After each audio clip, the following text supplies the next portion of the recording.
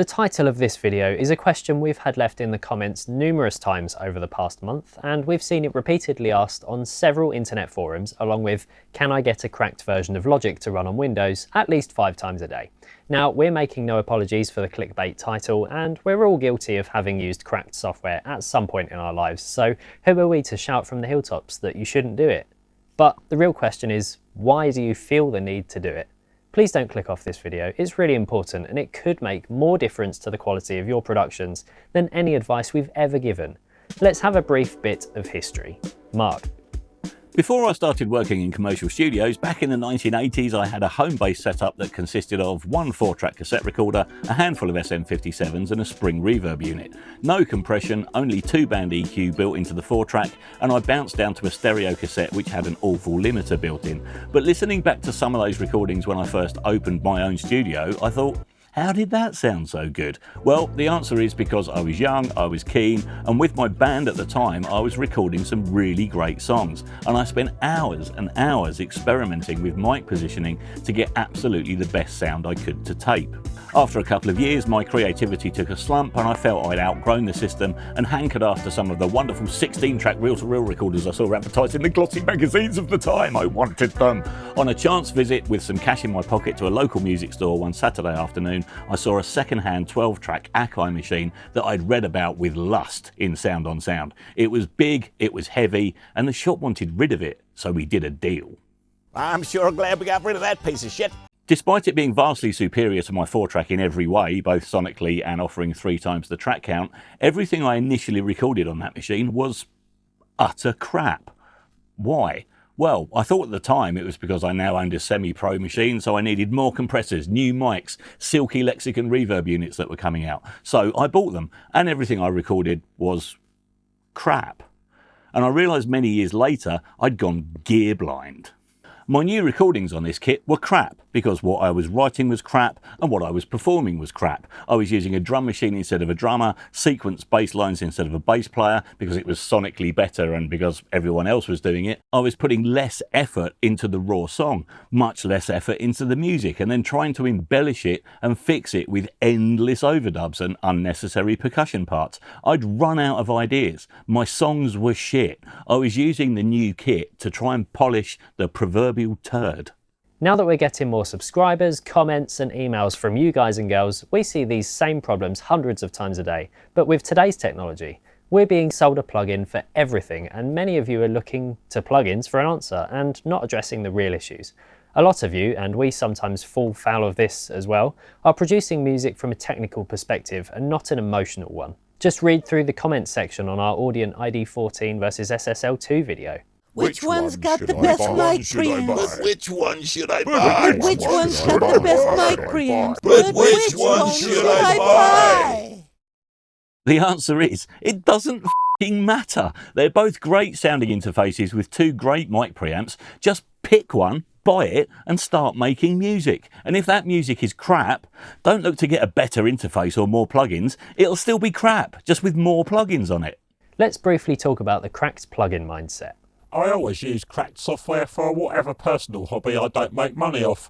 Video editing, music production, photography. As soon as I would be in a professional setting, I would purchase. Great, that's like stealing a bike to avoid a bus fare. How about we all just steal cars for personal use and only pay for them if we start working for Uber? A lot of this mindset stems from the fact that software has become devalued in many people's eyes in much the same way as music was when it moved away from physical formats and even downloads and towards streaming. But a lot of the people using cracked plugins are going to be the first ones to moan when they see their first Spotify statement. Other common threads we see are: my moral take, if you have the money, pay for plugins, but if you can't afford them, the company doesn't lose out if you pirate them anyway. They weren't getting your business anyway. I'm not buying shit if I can get it for free. That's stupid. And of course there's this argument. Cracked software enables people with no money or musical skill to make music. No, it doesn't. It enables this. Run out of inspiration? Chlamydia can help. Chlamydia is a one-size-fits-all AI virtual algorithmic render-bender compositional convolution computerizer developed in conjunction with the world's finest composers.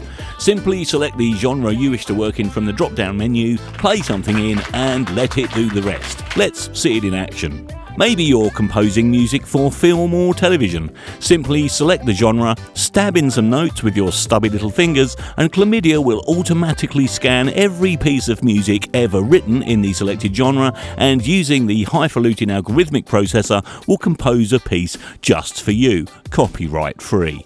Here's what went in, and here's what comes out.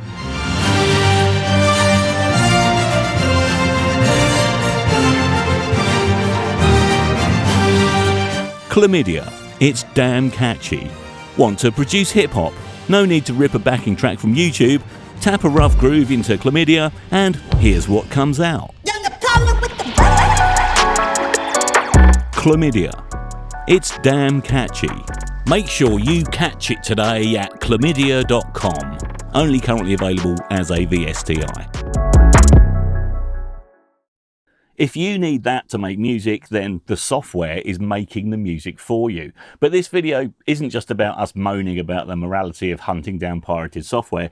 If you think that's justifiable for whatever reason, then that's fine. Knock yourself out. And I'm also not defending plugin manufacturers, some of whom have very dubious marketing tactics anyway. A few years back, I spent a lot of money on a well-known piece of PCI accelerator hardware and the associated plugin bundle, well into 4 figures, and it quickly became completely useless and uninstallable on any machine. Plugins tied to hardware to try and defeat piracy or give us a magical low latency solution or offload the processing, to my mind, can be just as much of a rip-off to the consumer as cracking plugins is to ripping off the developer. And I'll admit that if I'd cracked the plugins when the company dropped all support for it and me, I wouldn't have lost any sleep over it. The real take home from this video is that you probably just don't need those bundles you're lusting after in the first place, especially if you're recording real instruments. You need to address the issues you want the plugin to fix earlier in the process, rather than falling for the marketing and the whole this will fix this will fix that mentality. And if you want to crack plugins, you've fallen for the marketing just as much as the person who's bought them. Black Friday, so many posts on so many forums. What are the best deals? What can I get? What's free? Who were the real winners? We believe there were 2. The developers and the people who bought nothing. I did some mixing shortly after Black Friday and I used a ton of new plugins I'd acquired both for review and that I'd bought or were free, and those mixes sucked. Really sucked. I'd piled on loads of stuff I didn't know how to use properly, and then when I soloed the bass to try and work out why it sounded awful, fortunately I had the experience to realise it was because the bass part and the sound were awful. So rather than googling a serial number for the Acme bass defucker, I called the bass player, who provided me, within hours, a stunning bass part that needed nothing more on the mix than the fader pushing up. Problem solved, and it had the emotion that was lacking in the original. And music is about emotion. When I master music for my core label clientele, they don't care whether I hired in a Fairchild compressor, mastered it in Ozone, or used a stock EQ in f***ing Audacity. They care about the finished result. And the same is true of any recorded music ever. Just don't process the life out of it. But what about plugins such as Melodyne and Auto-Tune that may be needed for a specific effect, or to tweak a vocal that's slightly off in a few places?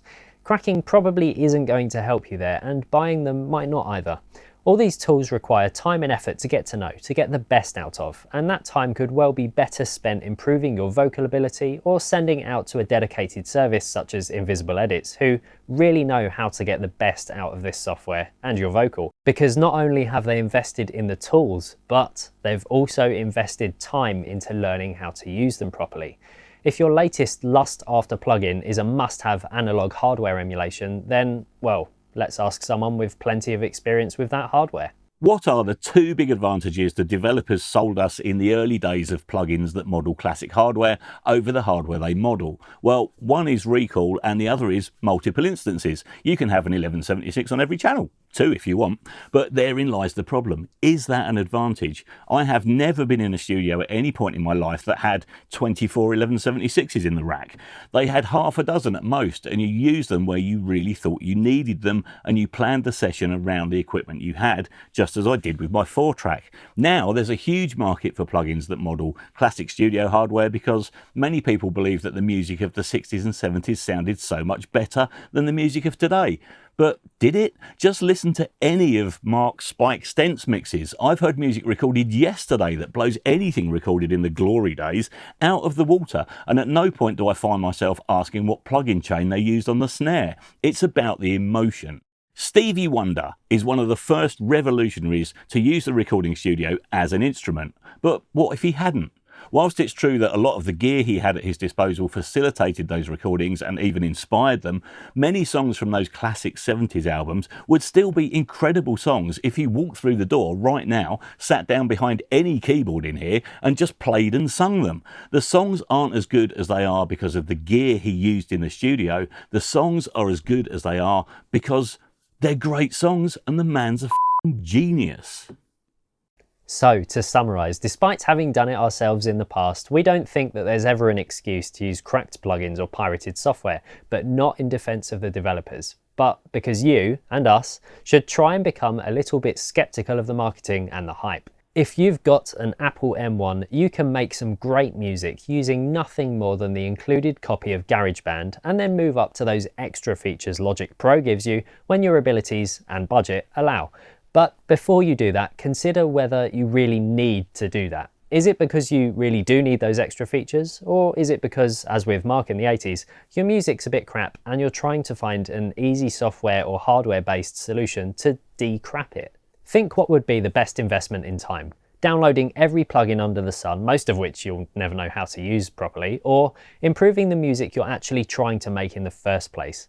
Leave us your thoughts on this in the comments down below, and don't forget, create, don't hate, and thanks for watching. Don't forget to ding the ding dong, and you will see us in the next one. Who shall I mention, Stevie Wonder or Prince? Who's better? Don't know, Stevie? Yeah, I prefer Stevie. I mean, Prince was a bloody genius. He was. I saw him live loads of times. He was the most incredible performer I have ever seen in my life on any instrument. But I didn't like his records. They were just over Princey.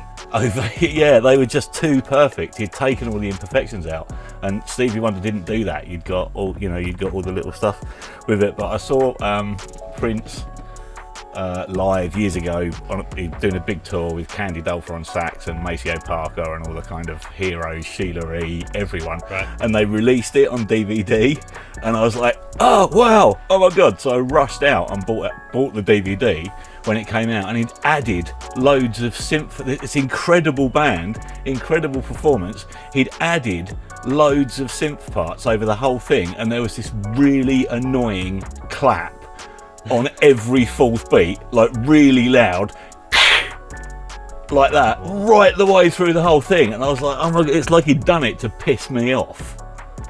If he was around today, he could have watched this video. Yeah, yeah. Prince, if you're watching this from beyond the whatever, then he's not, is he? No. No. Okay, right, let's get on with it.